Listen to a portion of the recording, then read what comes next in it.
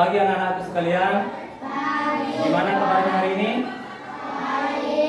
Jadi sebelum kita lanjut ke pelajaran, Bapak awali dengan doa pengajian iman. Om Swastiastu. Om Swastiastu.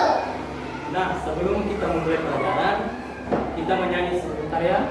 Setelah itu kita berdoa. Coba masih ada yang ingat yang kemarin spring itu? Tangan ke atas, menggapai bintang, tangan ke samping, burung yang terbang, tangan ke depan, Ikan berenang, duduk dan rapi, siap berdoa. Nah, anak-anak sekalian, apa kalian siap berdoa? Coba ketua kelasnya dulu pimpin doa.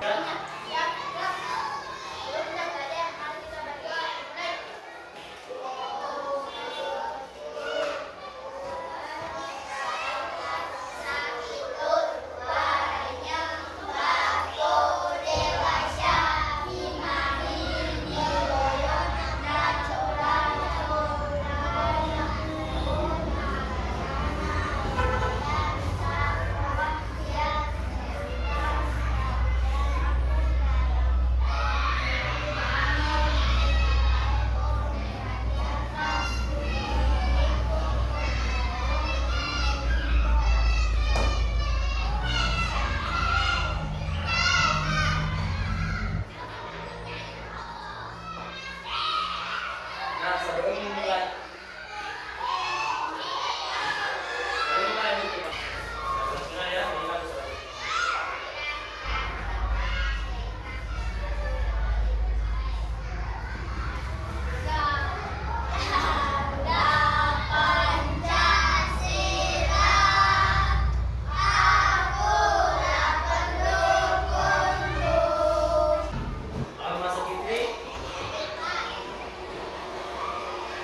Ajar takwa,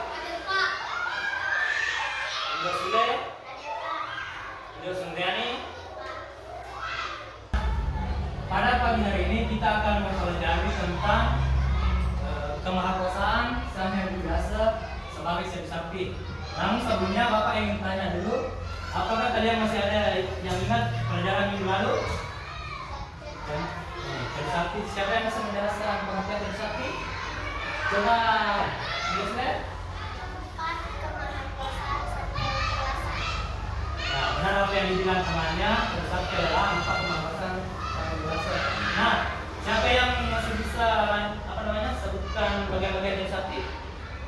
Coba Mas Fitri.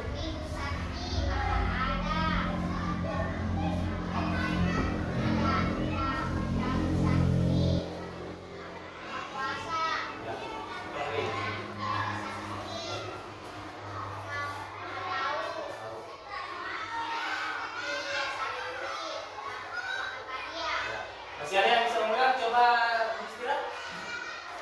Coba ulang yang dikatakan temannya. Nah, betul apa yang dibilang dari temannya, pengertian Syekh Sakti, bagian-bagian Syekh Sakti.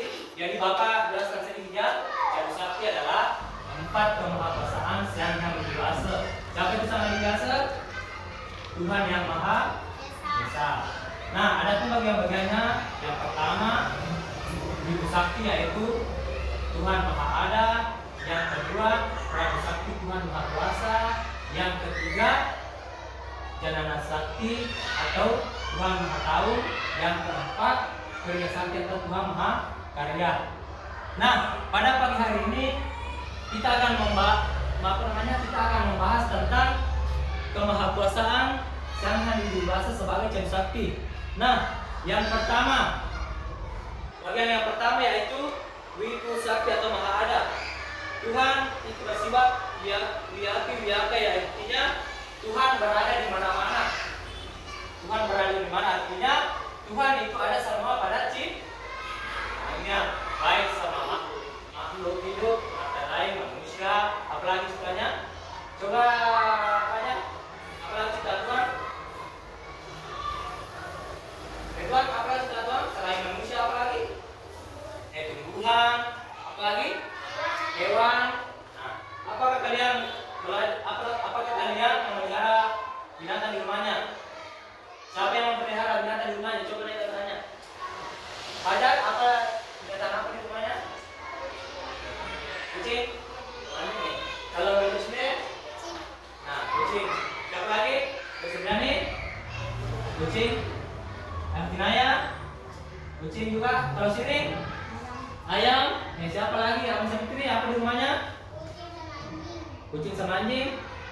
Nah, seperti itu ya.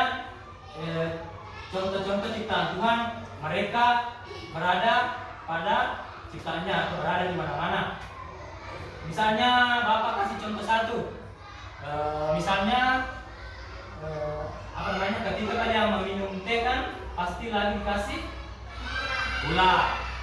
Jadi kalau kita mencampurnya dengan air panas lalu mengaduknya, gula itu akan tidak terlihat. Tapi ketika kita mencicipinya atau meminumnya, gula itu teh itu akan terasa. Seperti itulah wujud Tuhan. Dia berada semua pada ciptaannya. Apalagi contoh kecil lagi. Coba kalian pegang tangannya, baru kalian coba tiup.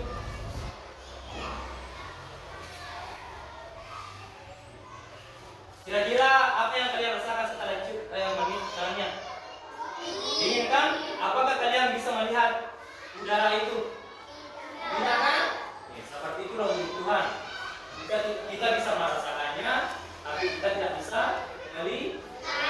Seperti itu. Sudah jelas kan bagian pertama? Selanjutnya bagian yang kedua yaitu Prabu Sakti, yaitu Tuhan Maha Kuasa. Maksudnya di sini Baliwela yang menguasai segala-galanya. Lanjut bagian kedua yaitu Prabu Sakti, yaitu Tuhan bersifat Maha Kuasa. Artinya dialah menguasai alam semesta ini. Dialah yang berkehendak apa yang dia mau. Berhubung karena mati lampu selalu diadakan pemandangan listrik bergiliran, Bapak tidak bisa tampilkan melalui LCD. Jadi Bapak perlihatkan di laptop saja ya, karena mati lampu.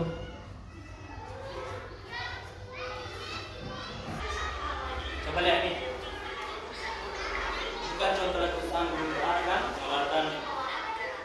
Seperti yang ada di video berikut ini, momen aliran lava panas sebuah gunung berapi.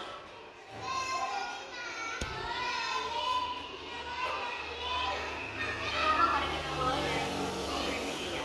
Seperti itu ya, ini kan ada Tuhan. Dan tidak ada yang bisa menghalanginya. Apa saja dan yang saja dia mau melaksanakan. September kemarin, letusan gunung berapi raksasa ini adalah Dia mau melaksanakannya juga berjalan. Letusan gunung berapi kali ini pun dianggap yang paling parah karena diprediksi akan berlangsung selama 84 hari atau sekitar, yaitu munculnya gas beracun. Wah, takut erupsi deh. Dalam salah satu rekaman yang mengamati letusan dari gunung, Nah, sudah jelas kan kita termasuk contoh bencana alam. Kira-kira selain meletus, bencana alam apa lagi yang kalian pernah lihat? Baik di televisi maupun di sekitar. Banjir, tsunami, gempa, apalagi tanah longsor. Bagian mencari sakti yang ketiga yaitu Janana Sakti. Ada yang masih ingat pengertian Janana Sakti? Janana Sakti adalah Tuhan bersifat Maha Tahu. Tuhan itu memiliki tiga sifat. Yang pertama ada namanya Dura Janana atau mengetahui segalanya. Maksudnya di sini biarpun di luar negeri, maksudnya hal-hal yang jauh yang tidak kelihatan, tapi Tuhan bisa mengetahuinya, baik yang tersembunyi maupun yang tidak tersembunyi.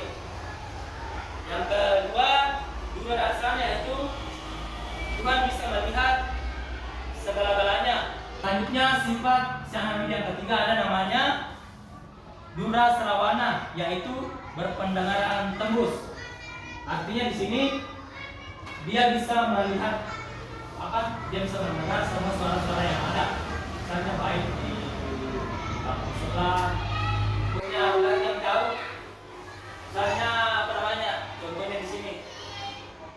Kalau kalian berbisik-bisik kan, misalnya siapa namanya? Yudhistira berbisik sama Adil.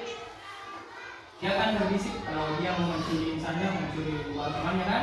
Kalian kan tidak bisa mendengarkannya toh? Kalian kan tidak bisa mendengarkan Yudhistira sama Adil berbisik. Tapi kalau Tuhan Sang Yang Widi, pasti dia bisa mendengarkannya. Misalnya apa yang dia mau dilakukan, apa namanya, istirahat. Itulah namanya Tuhan berpandangan tembus. Seperti itu. Sudah paham? Sudah. Nah, seperti itu ya. Yang ada tadi 3 sifat Tuhan, dia bisa melihat yang serba jauh, melihat serba jauh, dan mendengar yang serba jauh. Seperti itu ya. Selanjutnya contoh kemahakuasaan yang ini sebagai kriya sakti. Masih ada yang kriya sakti? Kalau tadi tidak apa tadi itu kriya sakti? Tuhan Maha Karya. Betul apa yang dibilang teman kalian di Suryani? Kriya sakti adalah Tuhan Maha Karya.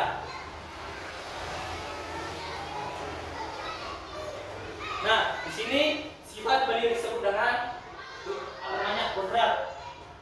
Artinya dia tidak ada yang bisa menantang beliau. Misalnya, contohnya matahari selalu terbit dari timur dan tenggelam di arah seperti itu. Akan ada siang dan malam seperti itu. Itu kan tidak ada yang bisa menentangnya. Kalau manusia kan tidak bisa seperti itu. Meskipun manusia bisa menciptakan misalnya pesawat, mobil dan lain-lain, tapi kan dia tidak bisa menciptakan matahari. Seperti itulah dibilang Tuhan Maha Karya. Dia selalu bekerja baik pagi, siang dan malam. Artinya dia selalu bekerja untuk memelihara alam semesta. Masih ada yang ingat apa lagi namanya? Trimurti? Apa itu Trimurti? Dewa Trimurti? Adil? Masih ada ingat pelajaran kelas 2? Dewa Trimurti? Dewa Trimurti artinya Tri artinya 3, Murti artinya perwujudan. Jadi Trimurti artinya 3 perwujudan. Tuh. Yang pertama ada yang tahu? Yang pertama dewa apa? Dewa Brahma. Dewa Wisnu. Siapa lagi? Dewa Siwa. 3 kan? Ada yang tahu fungsinya Dewa Brahma?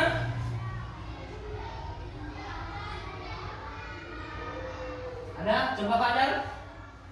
Dewa Brahma? Enggak ada? Sudah lupa ya? Nah, Bapak jelaskan sendiri ya.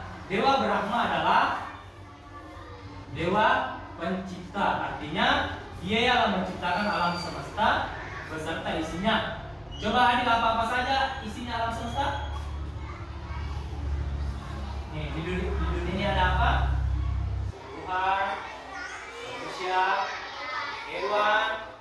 Nah, seperti itulah fungsi dari Dewa Brahma. Dialah yang menciptakan alam semesta beserta semua isinya.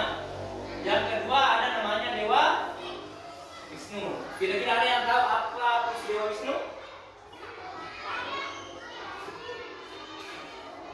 Dewa Wisnu fungsinya yaitu memelihara alam.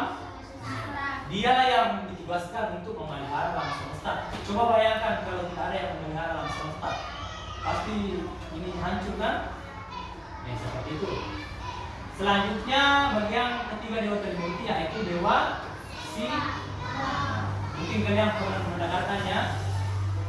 Biasanya di filmnya apa yang bisa disebut Dewa Siwa? Ada yang tahu kan? Krishna. Seperti itu. Ada yang tahu fungsi Dewa Siwa? Ada ya? Dewa Siwa fungsinya untuk melebur alam semesta. Maksudnya melebur, dialah yang kembali akan menghancurkan alam semesta yang beserta isinya. Kembali seperti semula. Coba kalian pejamkan matanya sebentar. Pejamkan matanya.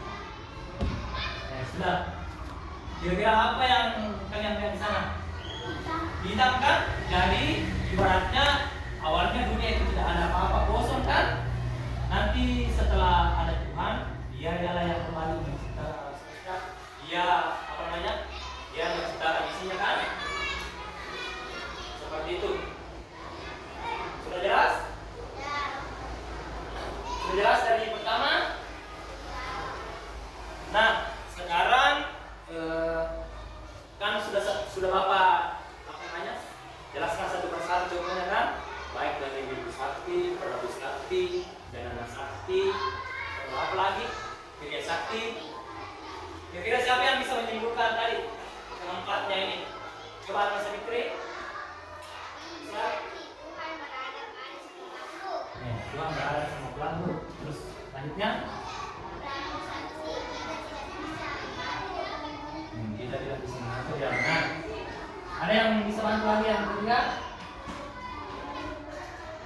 Coba lanjut lagi.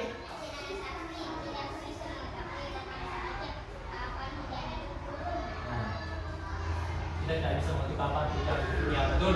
Selanjutnya apa lagi? Ya betul. Jadi apa yang dibilang tadi temannya disimpulkan itu sudah benar ya. Nah, Bapak akan membagi kelompok ya, dua kelompok ya. Atau tiga saja. Coba buka halaman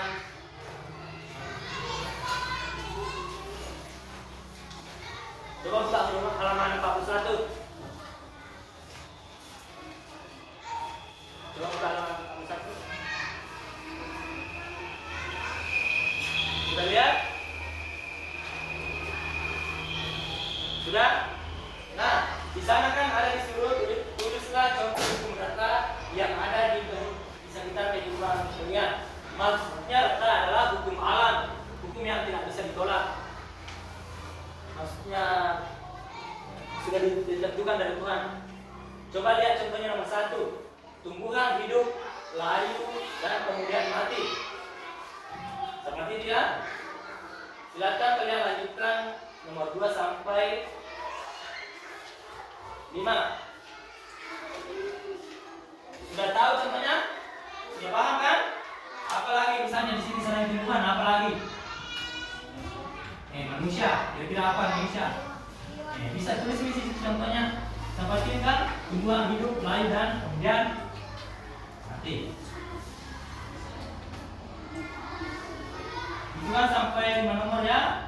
Setelah itu kalian lagi coba buka lagi halaman 43. Nanti lanjut lagi halaman 43. Sudah lihat? Siapa yang dewasa, sakit. Nah, kalian Bapak ingin bertanya bagaimana pesan kalian setelah mempelajarinya? Apakah kalian senang? Nah, jadi kalian kan sudah bisa mengetahui kan apa itu betul-betul pesan yang lebih dewasa kan? Nah, minggu depan kita lanjut lagi ya ke materi yang lain, yaitu sumber dan hasil karma. Perbuatan baik dan perbuatan tidak baik. Sudah jelas ya? Nah, demikianlah Bapak dapat sampaikan pada pertemuan pagi hari ini.